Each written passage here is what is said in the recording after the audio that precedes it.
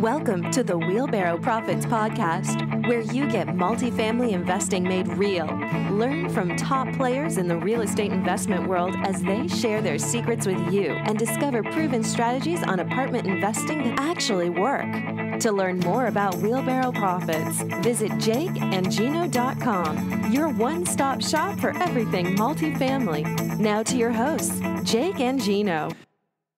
Hello, everybody. This is Jake Gino, host of the Wheelbarrow Profits Podcast. Here with my co-host, the multifamily mentor, the coach, the chef, the father of six, the best-selling author, the G-Daddy, Gino Barbaro. Gino, how's it going? Mr. Stenziano, I'm doing good. How you doing, bro? Last touch point of 2017. OMG. This is crazy, man. We had a big closeout to the year, a big year in general. And man, how many is this going into year 3 of the show? Is that yes, real? It is. Is that true? 110 episodes, I think. Yeah. Like the 110 units we bought earlier this year. That's right, bro. You got to be consistent, right? Every Thursday for the last 2.5 years, we've been putting on a show, and that's what it's all about. It's all about being consistent, right? Best show on turf. Before we get started, let's give a quick shout out to our sponsor, CrowdStreet, who knows you don't have to know a guy to find a quality commercial real estate investment opportunity. Learn more at crowdstreet.com/wheelbarrow. And for visiting the site, they're going to give you a free gift. And we're going to try to get on that bandwagon in 2018, I think. Maybe not in the first part, but definitely by the middle of the year. So pretty excited about today's show. This is a special edition of the Wheelbarrow Profits Podcast. We're doing downtown Julie Brown. This is Jake and the G-Daddy, just recapping, talking about market trends, talking about where we see things going in 2018, and the things we liked about from the year. So I think it's going to be a good conversation, and we're just going to try to add a tremendous amount of value to the community. What do you think, G-Dad? I'm just writing a couple of things down. You're showing your age, bro. You're talking downtown Julie Brown. That's like 1990s. The best show on turf. I mean, geez, you're showing your age there, my friend. That's okay, though. You know, we're on this. We call ourselves the Tech Dummies. We're going to bring a ton of value today because we had a very interesting beginning of the year. The beginning of the year was more about creating business systems and not finding deals. And I think that was partly our fault. The market had escalated so much. We're looking at 2015, 2016 pricing, and we're back in the past. But that's not what the market's giving us, right? But that's okay, because what did Jake and I do? We got into lease lock.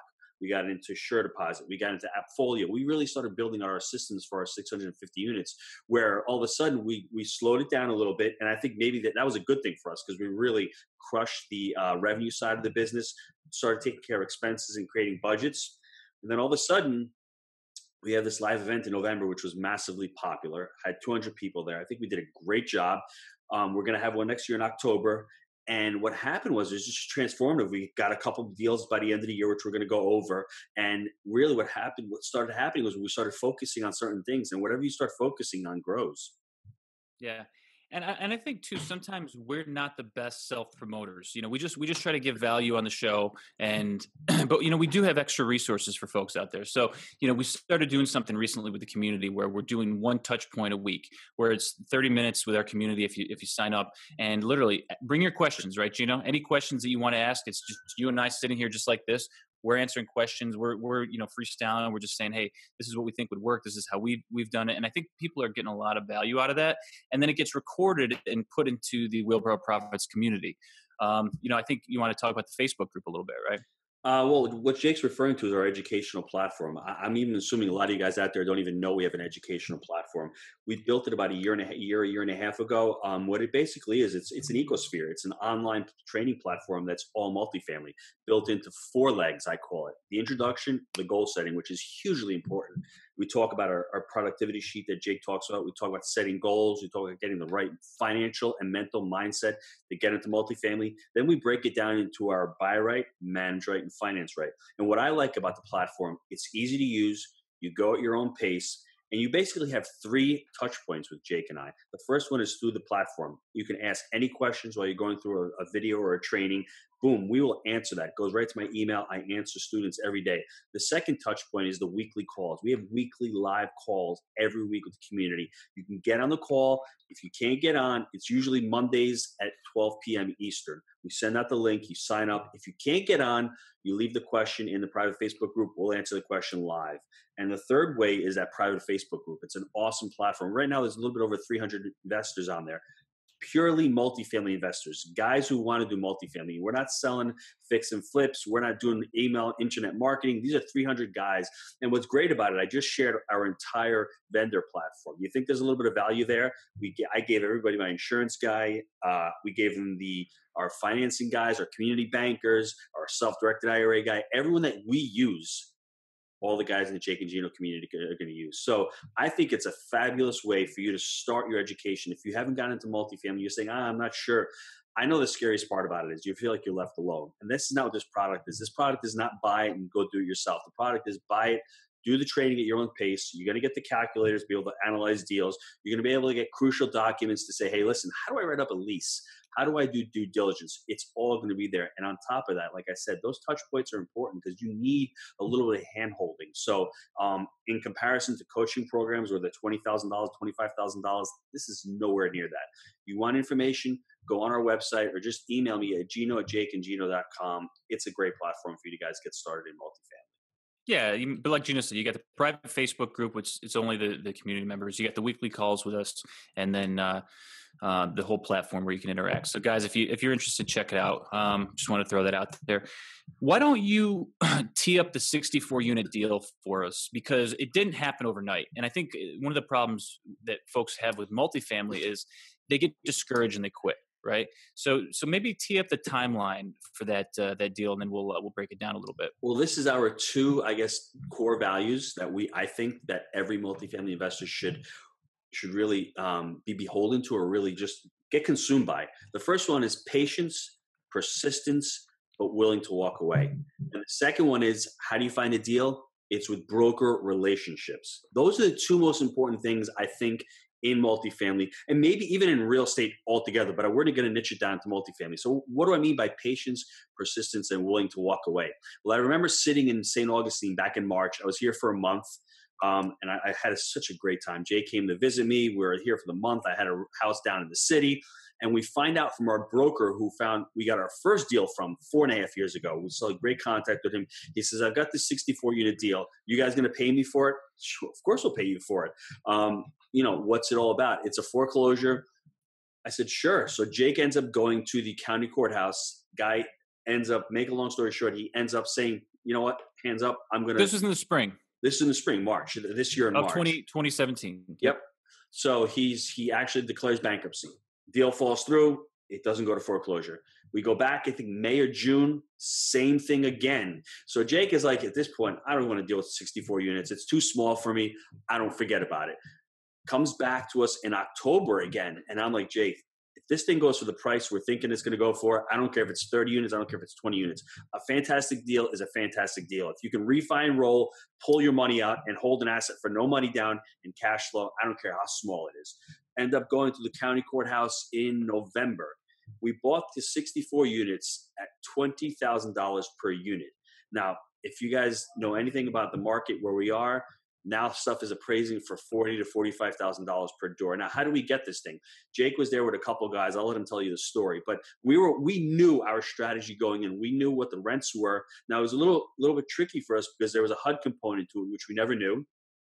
So it was one of those things where it's something that's out of our comfort zone. The other thing, the foreclosure was out of our comfort zone too, because we never went to a county courthouse. But I think the moral of this story is to become patient, stay persistent, continue to hit those touch points with the broker. I kept emailing Rick. Jay kept emailing Rick, the broker. We'd hit him every once or twice a week just to make sure that we were still there, that we were still interested in the deal, and also have that ability to network with these brokers, because that's one of the best ways you're going to find a deal is by knowing the brokers in your market, being real with them. Listen, and being a closer. We already closed a couple of deals, and now this broker is bird dogging us more deals. We might have another deal in the pipeline with him. So the moral of the story: patience, persistence, willing to walk away, and be a networker. Yeah, and so I was a little bit closed-minded about it because I've been to auctions before and I've just gotten smoked. Literally, like these guys are idiots. They're way overpaying. But we stuck with it. It was, I think, like 3 times, right? It was 3 times we went for it, That's and the right. guy just kept declaring bankruptcy. And it was really scummy because I think the attorney was just milking him dry, right? And that's just sad, But anyways, we went, ended up at the courthouse steps, was with the broker, and those other guys there. There's like a guy that owned a car dealership, and they weren't really multifamily guys. And they were asking, some questions where if you're in the game, you're thinking to yourself, man, this guy doesn't know. He's like, well, do I have to honor this, that, and the other thing? And I'm like, oh man, you're going to have to honor it all. And I was just kind of like kidding with that guy, making him like painting it like a big scary picture almost. Right. And then so the auction started and he was moving like, $500 here or there. And I was just going 25 G's a clip because we had a ceiling and we were like $1 million off our ceiling of how far we would go. So it would just be like, he would go up a couple bucks and, I'd go up 25. And that was on the second round. There's actually 2 components to it. There was a 24 unit and a 40 unit. The 40 unit, he didn't even compete really. The second one he tried, I think he bid it up like 75K or something. But I mean, for 20 a door in this market, there's a car was driven through one of the brick walls, right? That's probably like, and people see that and they're scared to death, right? We can put a brick wall back together, okay, for 20 a door. We can do that. But the rest of it, I mean, pretty new roofs, brick units, a majority 2 bedrooms, and I love the complex. It's beautiful, nice setting. I think it's going to do really well for us. So we hung in there with it. And the thing that Gino touched on was persistence. In multifamily, a lot of times, like I said, people just want to give up. Oh, it's too hard, too long. How many months did it take to get this deal done? It took 7 or 8, 9 months. 7 or 8 months. And so we just hung in there with it. It wasn't hard, but we didn't give up on it, right? We hung around, we were pesky. And then finally it came back to us. It's going to be a really nice little addition to the portfolio. We're running it from another one of our offices. And so, I think picking anything up in this environment, not only a nice asset like this for 20 a door, we'd feel great about it. It's a big turnaround play. We're repositioning a lot of the tenants. We're going through, fixing up some units, and fixing a freaking wall that has a hole in it. I mean, the size of a car. I mean, that's part of the problems that you solve in this game. So I think it's gonna be turning out to be one of the probably the best deals that we've done. Definitely on a buy basis. But the great thing is we bought it for cash. If we'd have been a little more prepared, we could have our financing place, but we're essentially refine all the money we put down on it from day one. I think we'll have 5 to 10% in this thing, going forward. Yeah. So Jake, right? we paid $1.3 million for this property. We're probably going to be able to what do we refine $1.2 million, right? Yeah, $1.2 million. So we're going to leave. Yeah, exactly. So the thing is that the numbers work so well. I mean, we're probably going to refi this thing in 12 months and go to Freddie in 12 to 18 months, possibly. That's what I think with part of this deal we're going to do. But the great thing about it was, I mean, they're worth 40,000 a unit. These things are going to be generated every day of the week. I mean, most things in the market are appraising for 60 right now. Yeah. So I mean, Gino's always being conservative, but yeah. I'm thinking the thing is the expenses on this property are not going to be huge to run. It's going to generate about $600 a month per unit in rent for the 2 bedrooms. So you can see, I mean, we've never bought something this cheap, and we bought some stuff, back in 15 and 14 that was really good. What we really liked about it, I mean, we can assume it in part of the portfolio. It's a scalability factor where we're going to have another 64 units, which is not far from our other properties. And the fact that we're going to be able to have no money in this deal, pull money out, and it's still at the end of the day going to be cash flowing about $7 grand a month after all the refis and everything. It's going to be a fantastic deal for us. So let's talk about the framework a little bit, because day one, what did we do? We went in there with lawn care, and I said, guys, just blast it, because it was neglected. So they spent an entire day up there, right? They got the lawn, and it still needs some TLC, but man, they got it looking pretty damn good from what it was. Now let's go through the framework a little bit. We're filling the vacants at market rent.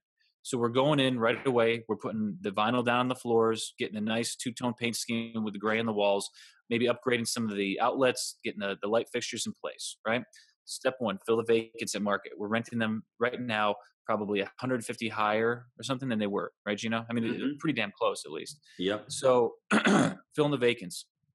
While we're doing this, we're implementing our RUBS program. This is our water and garbage build back program. So we're implementing that. That's going to be an extra $35 a month. Man, it's starting to sound a lot like Park Place, isn't it? Yep.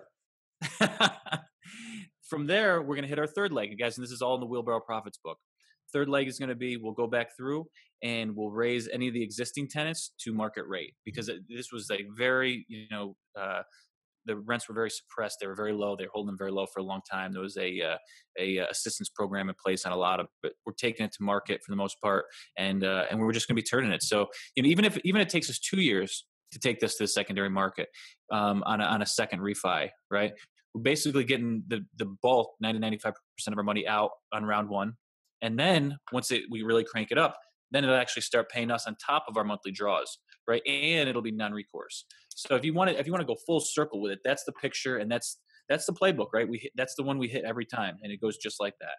So we're able to do that. Bought it at such a good price, and we're going to be, I think, on average, we're thinking that this thing's going to do over $30,000 a month in revenue once this thing is cranked. We're gonna get up to 40. I'm telling you, it's going to take a minute, but we're going to get up to 40. But I mean, from day one, we're cash flowing. That's the whole bot. From day one, we bought it properly. And everyone says, well, when you refi and you pull out extra money, what happens is we're going from a community banking right now, which is a 25-year AM. We're going to be going to Freddie, which is 30-year. We're going to get more or less the same interest rate. But what the great thing about it is you're going to have so much more income that like $3,000 or $4,000 a month more in mortgage payments is really going to be offset by that much higher income. And on top of that, Jake forgot to mention that we're getting, I think it's 18 months of interest only. So for all you guys out there saying, then we go to Freddie, we get another 3 years on top of it. We'll be partying, right? Yeah. So, I mean, think about that. 18 months of interest only from day one, from when we get it. Which is going to be awesome, because what is Jake and Gino going to do with that money? Well, everyone says, "Whoa, where do you get money for the refi? Where do you get money for repositioning these things?" Well, there's another couple $1,000 a month at least on interest only from the principal payments. We're going to roll that money probably back into the property, but we want to have draws on this property also. We're going to do a lot of this capex. We funded the operating account with I think $45,000.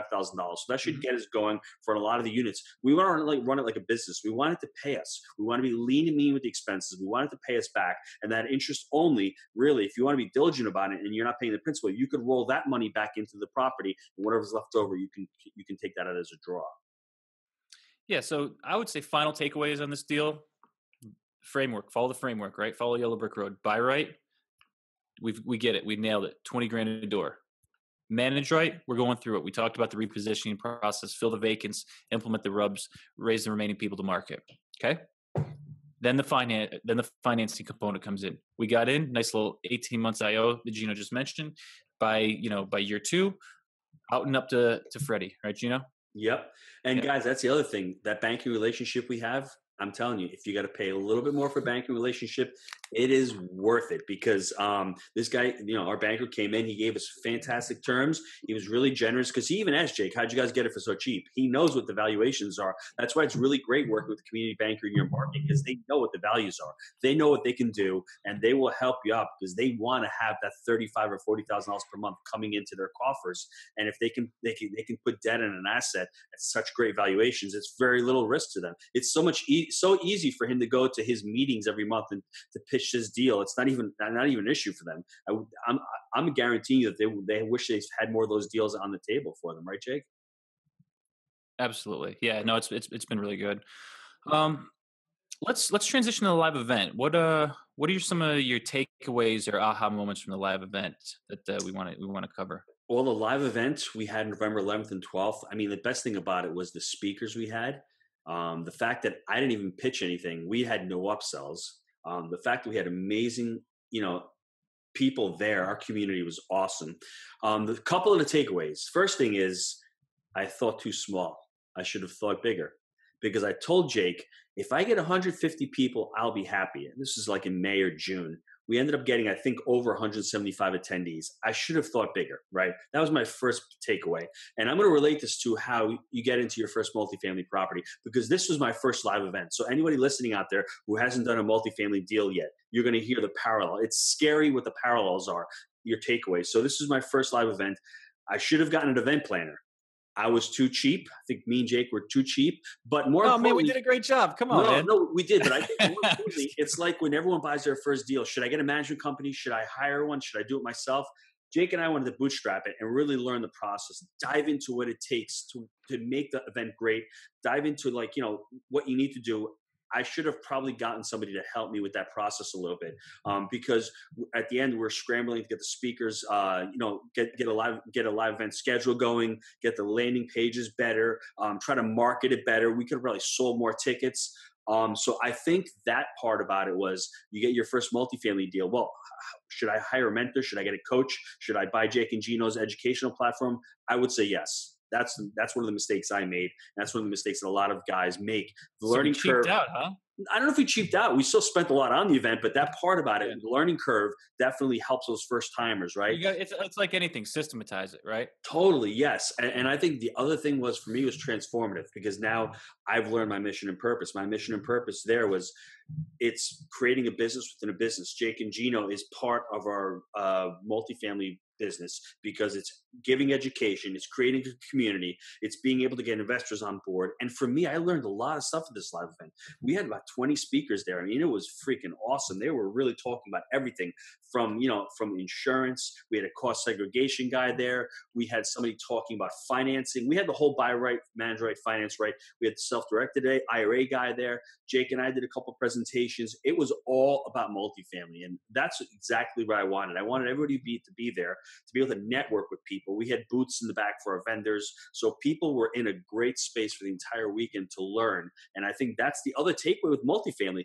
You need to be in that environment. You need to be in that space where you can network with other like-minded people, because whoever you're around, you're going to be resonating with. If you're going to be around somebody who's a victim or who's angry, that's who you're going to be with. But if you're going to be around other guys who are doing multifamily, you're going to gravitate towards that, and you're going to be much more successful. A few takeaways from my end. One is I, in the last few weeks, I sort of realized that we always talk about vertical integration. We control the buying process, the refi process, the management process, the maintenance process. We're much different than a lot of these guys out there. A lot of these guys will syndicate and then sub everything out. We literally try to control everything. And this is part of the vertical integration, because we have built such a phenomenal network within the multifamily community because of Jake and Gino, that this is actually part of our multifamily vertical integration. It's an education arm of the multifamily business, but also we're even looking at using some of the software that we currently use to develop customer service training videos for our employees and ramping up the training. So it's all being woven together, and it's like I don't know, maybe you call it a sister company, maybe you call it a family of companies, but it's pretty cool, and I'm loving just sitting back and watching the evolution of it all. The second takeaway for me is that a lot of people refer to the live event as a family reunion. That was so cool, because it was literally, it's just everyone's down to earth. There was no egos. Everyone was there to learn. It was very inspirational, and people were just, there to make themselves and improve their lives, make themselves better and improve their lives. So that was probably the best compliment that we got. And that really meant a lot to me, because I think everyone there, including ourselves and the speaker, everyone was very approachable. They had little deal rooms off to the side. Everyone went and just they talked about deals, how to make how to network with the vendors, and I thought that was pretty cool. That meant a lot to me, and just everyone there and their eagerness to learn and just how motivated again everyone was. I thought that was really cool. So I think going forward, or the other thing that I learned that I'm going to implement for next year, we're having an event next year in October. We're going to be having it in Nashville, Tennessee. Much easier to fly into Nashville. It's going to be a great city. I'm going to bring my family out Wednesday. Jake and I are going to get an Airbnb, a house out there. So we're going to have both families in one house. We're going to make it really accessible for you guys to get to, and I'm shooting for at least 300 people. I want to have 500 people at the event. We don't know where we're going to have it, but it's going to be weekend in October. I'm going to start putting all the details coming the new year on our website. I want to have as many people out there. Tickets are going to be cheap. Gino, we're going to need a house for like 15 to 20 people. It's okay. We'll do it. Because we're going to have the video crew. I got another child on the way. We're going to need okay. to. I don't know, man. You're just to make it happen. Right? You'll make it happen for us, right? Because my wife is like, "I'm coming." No, I'm just thinking about this. Is going to be. We might have to just block off a hotel floors. Well, you know what? It's going to be awesome because Nashville is a great town. It's going to be easy to fly into. We're going to be in one of the hotels downtown. And it's going to be awesome. And we're going to have a great time. Same thing. We're going to have about 12 to 15 speakers this time. We're going to have more breakout sessions. We're going to have more networking. So I've learned a lot from the last time. So we're going to be really plugged in. We're going to video the entire event like we did this one. So the event that we just did is all videoed. We're going to have all those videos edited. We're going to create a product with it. So if you want to buy the product, you can buy the product as a standalone product, or it's going to become part of the educational platform. If you're a Jake and Gino member already, it's going to come in. So that's another 20 hours worth of content that you're going to get for free. And that's the cool thing too. I just want to point out, anybody that's already a member of the community, anything we add to it is always free. There's never any upsells or anything. It's like, once you're in, you're in. That's it. Lifetime member. But I mean, that's what I learned. Next year's event, we're going to have the event planner. We're going to have things really tight. We're going to have speakers there, and it's just going to be great. I just can't wait. Actually, it's going to be an exciting weekend. Okay. So you bought a 64 unit, you did an awesome live event, and then 110 units, man. That's right. Pop. Yes. What's different about this one? Let's talk about that. Jake and G Daddy here. Same thing, Jake. Patience, persistence, but willing to walk away. We walked away from the deal. Hurricane Irma comes along in September, and I'm like, I got to vacate somewhere. So Jake's wife, I got to vacate.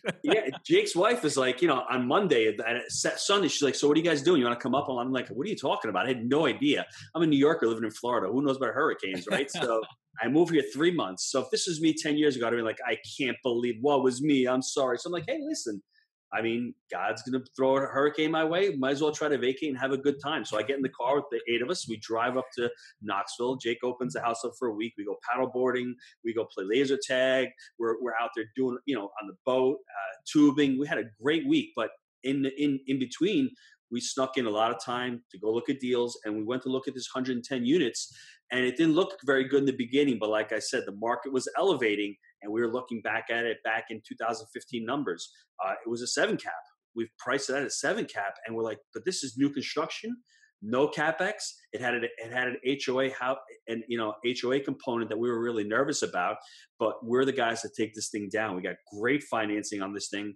And like I said, it's a brand new property. It's not in our wheelhouse. It's a B+ property. But what we had not looked at was these things. And I'm going to hold Jake to this. He's saying they're $150 a month under rented. I mean, that's huge on 110 units. So we looked at that and we said, these guys are mom and pop owners because they built it, but they don't want to manage it. So it's a managed play. And we're talking about rental increases without touching the units. The units are already done. We don't have to go out and rip granite countertops and none of this. It's all meat on the bone. So you know what? It was patience, persistence. We walked away once. We came back to the table and we actually had a number that we wanted to get down to, but we actually ended up going with what they wanted. While we were in the process, we wanted to get some more money in the due diligence process for some of the repair work. The broker was kind enough to take some of his commission off the table and give it to us. It was one of those things where we had did not want to lose this deal for $5,000 or $10,000 since we're already invested in it. We knew that if we can increase the income by 10 or 15 grand a month at least, why would we pit around for a couple $1,000s? So we actually said, you know what? Instead of getting $30,000 at the end of the day, we'll get $20,000 at the end of the day, do our repairs in-house, and we'll be okay. But this deal looks really promising. It looks awesome. So I think one of the things with this is that we got so used to the 30,000 a door, 40,000 a door type deal that it almost blinded us, and we stopped. We're looking not solely at price per unit, but we're like, we really like to get 10% cash on cash returns. We like getting things at 8 caps, right? Look, in this environment, a 7 cap with upside, I think most guys out there take it every day of the week. And a B+ property, bro. Yeah. Now that you look at it. With low, with low repairs, right? I mean, there was like some silly stuff. Like the oldest unit there was like 8 years old, and it was like some just silly stuff that should have been maintained that wasn't. Not a big deal. We handle it in house, but I think it's important to look at, really dive in and make sure you're looking at all your parameters. So 7 cap with upside. And to your point, I was actually on the line with John this morning. We were reviewing his pricing for 2018. Every single unit, if you go through at the market rate versus the rent in that folio, is now at 100. Once you bake in rubs to it, is $150 a door higher. So anytime someone comes up for renewal in 2018, that's the price that they're going to be quoted, or anybody vacating coming in for a new one is going to be coming in at $150 a door higher. So, I mean, it's up to us to pull it through, right? I'm saying 100. Even if we get 100 a door. But I'm saying that is the pricing is set as of today. In that full, you can go on once you get off. It's set right now at 150 once you tie in the rubs to it. So net $150 per door higher. To your point, I think what you're trying to say is if the market doesn't bear that, we can always adjust, right? Is that what you're saying? Yeah, exactly. Because our fear is buying these A properties. It's a B+ area, but I think it's an A property for us. I mean, it's got a fitness center. It's got a. This is A+ for us. Yeah, Yeah, so that's the other thing. Remember, step out of your comfort zone. This is another one that was not in our comfort zone. We have an HOA component to this because part of 38 or the 38 units is our condominiums. So we've never run an HOA before, but that didn't stop us. We've got to do things a little bit differently. It's got the fitness center. It's got a beautiful laundry. It's got a fire pit. It's got outdoor TVs. So I'm a little wary because if the market does take a turn, there's a lot of stuff in that A space. So that's why, if we can't get 150, we can still get 75 or 50 in a massive downturn. So there's still a lot of upside. And if there isn't any upside, Jake, we got 3 years. We're going to get 3 years of IO on this thing. We've already got the IO. When we bring it to Freddie, but not even that, we're buying it at actual numbers, and But that's the point. So even if the market, were to turn or whatever, we're buying on actuals. Yes. So it works from day one. We don't love it 7 cap. I mean, I know a lot of people saying, 7 cap is great. Great with 7 cap with upside, right? Mm-hmm. So we bought it at 7 cap. So it works today. It should work really well tomorrow. So that's my take on that one. I agree. So I think between me and you, we were talking a little bit before the show, and I think that going into 2018, we have maybe, and this all depends on deal flow, but we have 1, maybe 2 more deals in the hopper for ourselves directly, because some of you listening out there, we haven't syndicated anything yet. Everything that we've bought with our own money, and then a lot of times we refi and roll, meaning we'll refi the property, roll the proceeds in the next deal. So we got something teed up now. We're hoping to close. When would that put us? I think in February, March. You want 70 days, 75 days. Remember you were talking. So today we're 60s. Yeah. Okay. So we'd be early March. We take that down. If something else comes our way by April, May, I mean, it might be game on for the syndication, right? Well, remember what we talked about? What happens with us, we're just scaling up. And I think Jake we had a couple of illuminating podcasts over the last couple of months. One of them was with Cameron Harold. And it really struck with us about getting employees. And we've been looking at our numbers, and our numbers have been really escalating. We've got, 850 units right now. We've got maybe a 98% occupancy, and that can't all be just Jake and Gino. That has a lot to do with our employees. So we've bought up, we're scaled up, we're increasing it. Well, we want to focus on these next 3 months. First thing I'm going to do January, I am going to be sending out a survey to all our tenants. It's all about the tenants, and it's all about customer service. I want to know what's going on with our properties, if our tenants like us and if our tenants hate us, what we're doing right, what we're doing wrong. Use that as feedback. Second thing is we're going to start creating an online portal training platform for our employees. Now, this is only recent for us because, like I said, we're just scaling up so much, and we've seen how well, when you have great employees, your business runs so much better. Now, it's not only about paying employees, it's also having a great Christmas party like Jake does every year, giving them the kudos, letting them know that, you got your back, maybe letting them invest in your deals, just a lot of that stuff that has to do. And also holding them accountable and letting them know that they're doing a great job, letting them be part of something bigger.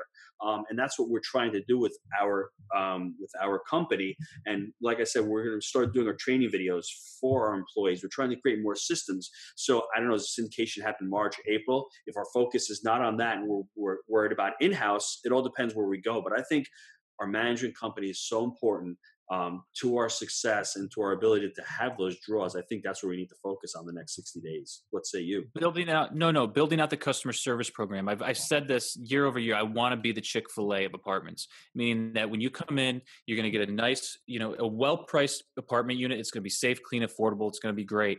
But people are going to say, thank you for your business. They're going to shake your hand. They're going to look you in the eye, and they're going to give you customer service. Because I think especially in the C and B space, one of the biggest things that's lacking is that customer service and that personal just connection that you have with the office, right? With the leasing managers and et cetera. So that's really what we're trying to create. And I think it's going to give us long-term, viability, but also kind of insulate us from the recessions and things like that, because we're going to be well priced because we're buying right, but also we're delivering tremendous value on the customer service side. I guess one other thing to mention is that if you guys want to sign up, randpartnersllc.com, we're going to have we actually do have the sign up there. We have, I think a couple hundred people signed up right now to be investors with us. We're just not there yet. If we can do it in-house, we're going to take it down, but I would not be surprised if, going in from the spring to the summer of 2018, we put something up there on the CrowdStreet portal and we syndicate a deal. So if you guys want to be updated and you want to be in the loop, you can go to randpartnersllc.com and sign up for an investor, and it'll take you through the whole sign up there, so you can get notified if something comes up. Jake, the other place they can do is just go to jakeandgino.com. Oh, that's right. Go to become an investor, click on that, and you can sign up. And you know what? If you sign up on that and you want to become part of a private Facebook group, if you want to become an investor with Jake and Gino, that's the least I could do. Become an investor with us. And also, I'll let you into the private Facebook group, and you'll see the amount of value that's in there. I mean, if you're looking to raise money for your deals, if you've got a deal you want to share with the community, if you're looking for financing a mortgage broker, you can find all that stuff in the private Facebook group. One thing I'm excited about right now is that it seems that the market's opening up a little bit. I wouldn't say there's tremendous deal flow and there's just these home run deals coming all over the place left and right. But I think if you continually work on your broker relationships and you're evaluating every deal that they give you, and they know that you're going to take a serious look at it when they send it your way, I think there's some opportunities popping right now. It looks, because I think March of 16 is when the whole thing got flipped upside down. There was deals up until March of 16. Then the thing just shot through the roof. And now it seems to be the deals have not been selling as quickly. And I think people are getting a little more realistic. I think people got a little hot and heavy there for a minute. And we're starting to settle back into where the real motivated guys, if you're in there to win it and you're really evaluating these things, I think there's going to be even more opportunities going into 18. I think there's two things. The first thing is I think IO is starting to come off. So if you're one of those guys who bought a deal interest only and you needed that interest only to make the deal work, 12 months, then you're screwed because all of a sudden you're starting to pay principal. The majority of them are 2 or 3 years. So maybe those might be out in another 12 months. So that's one thing you got to look at. And I think the other thing you have to look at is a lot of these guys put these deals on at stupid prices and they're sitting there on CoStar LoopNet just floundering. And that does not look good. Then all of a sudden, you have brokers who are trying to sell a deal and it doesn't get sold. And all of a sudden they become motivated. So that's the next part about it. And I think just in general, look towards secondary and tertiary markets. Get out of the primary markets. Get out of the Miamis. Get out of the Dallas Fort Worth. Those markets are really bought up. The institutions are there. The crazy money's there. If you can get into a secondary or tertiary market, I think that's where the value is, in my opinion. And the opportunity, for sure. Yeah, that's what I think. Hey, let's take a quick break here, giving a shout out to CrowdStreet, who believes investors of all sizes should have access to quality commercial real estate investment opportunities. The CrowdStreet marketplace features vetted commercial real estate investment offerings from over 100 sponsors from across the U.S. Download a free copy of the Commercial Real Estate Investing Guide at crowdstreet.com/wheelbarrow. And I know we keep talking about it, but we're gonna land eventually, Gino. We're gonna hit it. Their platform is great, isn't it? I mean, it's an investor platform. If you're a syndicator, you're syndicating deals, and you want to have a back-end CRM, they're awesome. They do a great job. Let me give a shout out to Molly. Jake and I had a call with her last week. She's our rep Molly there. in the house. I mean, she does a great job. She actually called us and said, "Hey, let me get on the call with you guys to tell you what the new features are." So they're constantly rolling out new features, constantly updating their platform. And for anybody out there who's looking to who's an accredited investor who wants to find a deal, they have deals on their site. If you're a syndicator who wants to put a deal on their platform, you can do that. Or if you guys like Jake and Gino who haven't had a deal yet but need some back end support, I think that's the way to go. So you were saying we got a few inquiries from people about, like, I use something I call a coach's sheet. I used to work in corporate. I was selling vaccines to different hospitals and doctors' offices. So I think going back to maybe 2008, maybe 2009, somewhere around then, I started using this, and it used to sit with me in the car. And so this is literally, for you folks on YouTube out there, I'm holding it up right here. It's broken down into Monday, Tuesday, Wednesday, Thursday, Friday. And I used to use this for my routing. In the beginning of the week, I would know, okay, I would go to these 10 doctors on Monday, and there was, say, 300 doctors in my database. And I would break them down, and I would know where I was going. But what this became was just this is my yellow brick road. I know I talk about that sometimes, but essentially what I do on these things is on the top here, I have 3 goals that are like big overarching goals that I'm just always working on. Sometimes they change, so I'll update them. So every week, this is every Sunday. I haven't missed this for, again, I don't know if I started in 28 or 2010, whenever it was. I have not missed this in a week. And I think this is attributed to so much of my success. So right here, I'm going to list my 3 goals. Every morning, Gino's always talked about the miracle morning and these different morning routines. I'll put sometimes I have different affirmations in here. My companies are extremely profitable, just to give you guys an example. But also I know that I have to hit a marketing piece for the morning. I do different brain training in the morning, like I'll do brain games on Luminosity or something like that. So I'm going to check that box. I stretch, check that box. Different like dietary goals. I'm hitting that. And also fitness goals. So I got these little things that I break down on the top section there that all becomes part of like your miracle morning, if you will. From there on, I'm just handwriting. Okay. Podcast with Gino, got to visit the Hammond property, going to the bookkeeper, whatever the tasks are. I plan the entire week out on Sunday morning. Okay. And at the bottom, I'll actually put so I have like cardio goals up top, and then I'll actually put weightlifting goals at the bottom. I have a little gym downstairs. And literally it's just simple as that. It's just getting each day filled up with what the tasks are. You're not always going to hit. And then I carry a Sharpie around with me, and my employees pick on me about this because it's the old school and it's cardstock. This is not regular paper. I got this at Staples. This is actually cardstock, so it holds up during the week. But then I'm taking the Sharpie out and I'm literally going across it and blacking it out. If I miss it, maybe it goes to Thursday, maybe it goes to Friday. But then you have the back. So I have on the back miscellaneous and continued. This is where some of the longer term things that I'm trying to pull through will go if it's not going to happen in that week. But then I have Saturday and Sunday things. It may be family goals. It may be something simple. I was kind of, surprised when Gino said, he wanted me to share this because, guys, it's so simple. It's such a simple thing to do. And if you're disciplined with it, I really think it can change your life. I know everyone's like, oh, I know planning. Well, do you know planning? Yeah, you probably do. But how consistent and how disciplined with it are you?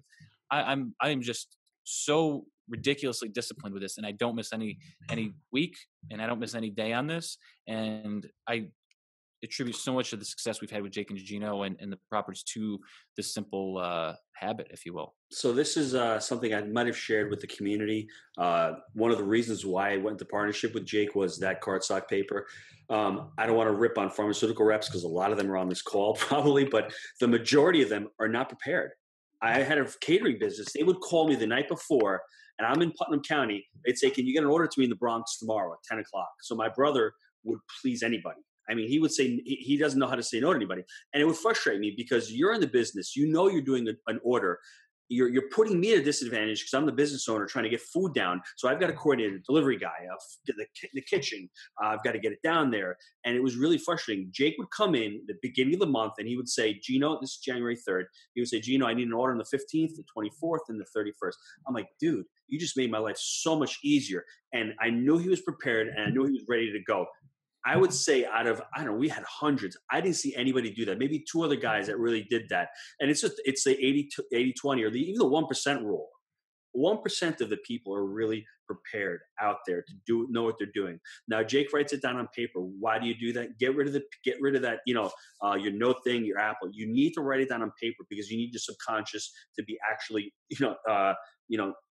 tapped into. Something when you put pen to paper happens and it goes into your subconscious mind. Now what I'm doing is I'm creating a weekly, a monthly, and a yearly sheet. I'm going to put that into the academy because I think with JPAC. I use the monthly too. This is just a regular wall calendar. I keep this on my desk because as I'm going through Sunday morning, I have a cadence of accountability on my desktop or on my laptop of things that I have to do every week for the properties. But then also if appointments come up, I write them on the wall calendar. So as I'm going through, the way the week gets planned out is I'll go to the back page here of the coach's sheet and I'll have the miscellaneous. I go through each one of those. I put them down throughout the week. And if they don't get put on the week, they roll over because I know that I'm not able to get them done. Then I go to my wall calendar. What appointments do I have coming up? Oh, I got a podcast with Gino Tuesday. So I fill those all out. And then I go to my desktop, my cadence of accountability. What things do I have to hit every week? I got to send the pulse email out on Fridays. I got to, send out the Lynn's got the evictions to do this afternoon. We're hitting that at 3. Whatever it is, we're nailing all those. So nothing's getting dropped. And it's just a way when you get busy, stay organized. That's how the things get pulled through. And so that's how Jake is able to do so many different things that so many different companies, whether it's doing a podcast with Jake and Gino, or it's going to a property and doing an eviction, or it's going to the bookkeeper and doing bookkeeping work, or it's talking to investors, or it's looking at a deal, or it's sitting down and writing our second book with Jake and I. There's so many different things going on that if you don't write this down and collect all your thoughts on a piece of paper and say, hey, listen, Tuesday, January 2nd, I need to spend an hour on creating content for Jake and Gino. If you don't do that, you'll never get it done. That's why you've got to be able to write it down and schedule it out. And listen, a year might be too much for you. Do a quarter. Do the first 3 months of this year. See what you want to get done in the first 3 months. Month to month, week to week, man. But I would even go like by the end of the quarter. What do you and I want to get done? We want to get the 67 unit deal done. That's the goals, though, right? Yeah. That's where the goals pop. Exactly. So here's the other thing I want to say about this is so powerful is that I am at peace. I'm at calm. I'm at ease because guess what? I don't have to remember anything. Mm-hmm. And if something pops up and I'm like, oh shit, I got to get that done. I write it on the back. It makes my life less stressful because it just falls in. It just falls into the week. It's got to get put on there. I don't have to think about it. You know what I do? I actually learned this from Jack Canfield. I read the Success Principles. He said before he goes to bed, he looks at his next day. So he's not like wondering what the hell's going on. He knows. So before he goes to bed Monday for Tuesday, he looks and says, okay, I got this going on tomorrow. He said it gets put in his subconscious. He sleeps better. He's at ease because it's never guessing. Oh shit, what do I have to do? Oh, what do I have to remember? It's all done. I just follow the yellow brick road. I know after this, I'm going to my Dropbox after this. I'm going to the bank. I'm going to do an employee review. I got to go stop in Turkey Creek after this, and then I'm coming home. I don't have to think about it. I don't have to wonder what's going on. I'm at ease. I'm at peace with the world because I'm prepared. It takes an hour Sundays. Does that suck? Not really, because I get up before the family does anyways, and I knock it out, and I'm prepared. I'm ready to go. So a week for 7 days worth of scheduling is really a great trade-off, right? And you really want to know what you're doing because it always comes down to focus. What do you need to focus on? That one thing throughout the day, try to knock it out. And it also gives you that sense of crossing something off on a piece of paper. I love it, dude. It's so empowering. You've got something done. And I think those little successes, that's what life is all about. Putting those little successes together, feeling good about your day. Because when you feel good about something, you're picking up that broker and making that call. You're going to put an offer in a deal. You're going to empower an employee. Well, you can't skip it when it's on here. And if you do, it moves to the next day, right? If it's not going to fill. So things aren't getting dropped and things are, it's just that's right. Knocked down. So you need to get through to that and actually get an accountability partner. If you can't do it yourself, get somebody who's in business with you, have them hold you accountable and say, listen, did you schedule your week yet? Get somebody to do it with you, who's, your friend, a coworker, your partner. Start doing it together and share each other's and make sure that you're on the task because it's just something that's really going to change your life. Something so simple that the majority of people don't do. I guarantee it's going to change your life. Guys, how many broker calls to make this week? Do you not have deals? Do you not have deal flow? Interact with 3 brokers. Put it on the list and hold yourself accountable to it. That's right. If you can't, the thing is, maybe get a coach like Gino said to help you if you need it. But at the end of the day, it's things don't just happen, right? Action, is going to lead to your successes, right? So we talk about the education. Education times action equals results. I really believe that. So, guys, if you need your education, get out there and get it. But then just get to work, man. Put it down and just do it. Mm-hmm. I agree. So I'm ready to go now, man. You got me fired up. Whoo, yeah. Oh, man. Well, cool.